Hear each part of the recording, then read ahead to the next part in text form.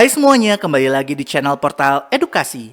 Pada kesempatan kali ini, kita akan membahas materi matematika kelas 9 bab 4, yaitu tentang peluang dan pemilihan sampel. Mari kita mulai dengan dasar-dasar peluang. Untuk memulai materi ini, ada beberapa istilah nih yang harus kita ketahui bersama, yaitu percobaan, hasil percobaan, ruang sampel, titik sampel, dan kejadian.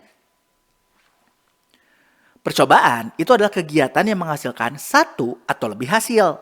Hasil percobaan adalah luaran yang dapat terjadi dalam suatu percobaan. Ruang sampel adalah himpunan yang memuat semua kemungkinan hasil dari suatu percobaan. Anggota ruang sampel itu dinamakan titik sampel. Kalau kejadian itu adalah himpunan yang memuat hasil percobaan dengan kriteria tertentu. Nah, kita masuk ke materi peluang suatu kejadian. Peluang suatu kejadian adalah suatu bilangan yang menunjukkan seberapa mungkin kejadian tersebut terjadi. Peluang suatu kejadian dapat kita kelompokkan menjadi dua macam.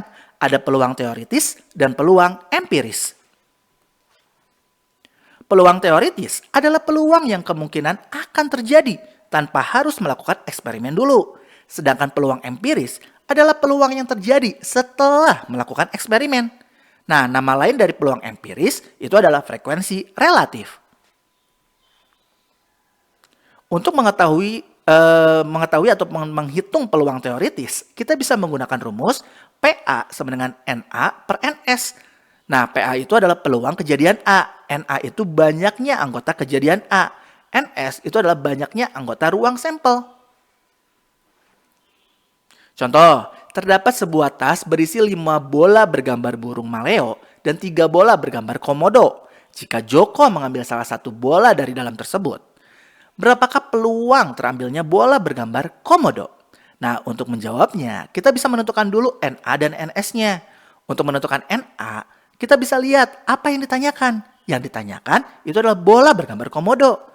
Dalam soal diketahui bahwa bola bergambar komodo itu ada 3 buah, maka NA-nya 3. Selanjutnya, menentukan NS. Nah, kita bisa lihat dari seluruh total bola yang ada.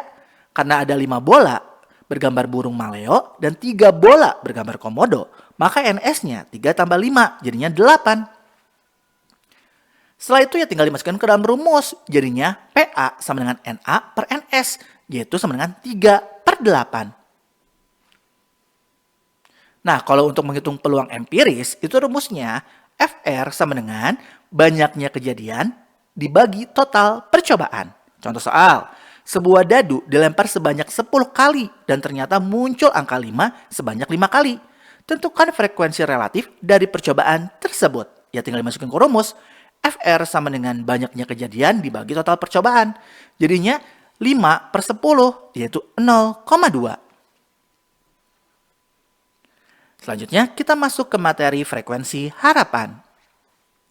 Frekuensi harapan suatu kejadian itu adalah harapan berapa kali terjadinya kejadian tersebut dalam beberapa kali percobaan. Nah, karena ada beberapa kali percobaan, maka rumusnya adalah FH sama dengan NA per NS dikali banyaknya percobaan. Contoh, sebuah dadu dilempar sebanyak 10 kali. Tentukan frekuensi harapan munculnya angka genap. Nah, di sini kita harus menentukan dulu nih NA-nya. Karena angka genap berarti akan ada angka 2, 4, dan 6. Berarti NA-nya ada 3, sedangkan NS-nya ada 6. Jadi, FH sama dengan NA per NS dikali banyaknya percobaan. NA-nya 3, NS-nya 6. Jadi 3/6 dikali 10. Jadinya 3/6 kita sederhanakan menjadi 1/2 dikali 10. Jadinya 5. Selanjutnya, materi kepemilihan sampel. Di sini kita harus mengetahui terlebih dahulu ada beberapa istilah nih, seperti populasi, sampel, dan ukuran suatu populasi atau sampel. Populasi adalah kumpulan semua orang atau objek yang akan dipelajari atau diteliti. Sedangkan sampel adalah kumpulan orang atau objek yang merupakan bagian dari populasi. Dengan demikian, sampel merupakan himpunan bagian dari suatu populasi.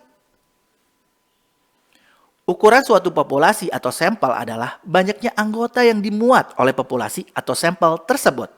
Suatu sampel dikatakan representatif terhadap populasinya jika distribusi sampel tersebut menyerupai distribusi populasinya dalam hal bentuk, pusat, dan sebarannya. Cara yang digunakan untuk mendapatkan sampel yang representatif adalah dengan menggunakan pemilihan secara acak. Suatu sampel dipilih secara acak jika terpilihnya sampel tersebut memiliki peluang yang sama dengan semua kemungkinan sampel lain yang berukuran sama. Nah ya mungkin cukup sekian. Terima kasih telah menyimak video pembelajaran hingga selesai. Semoga bermanfaat kita semua. Jangan lupa like, comment, and subscribe.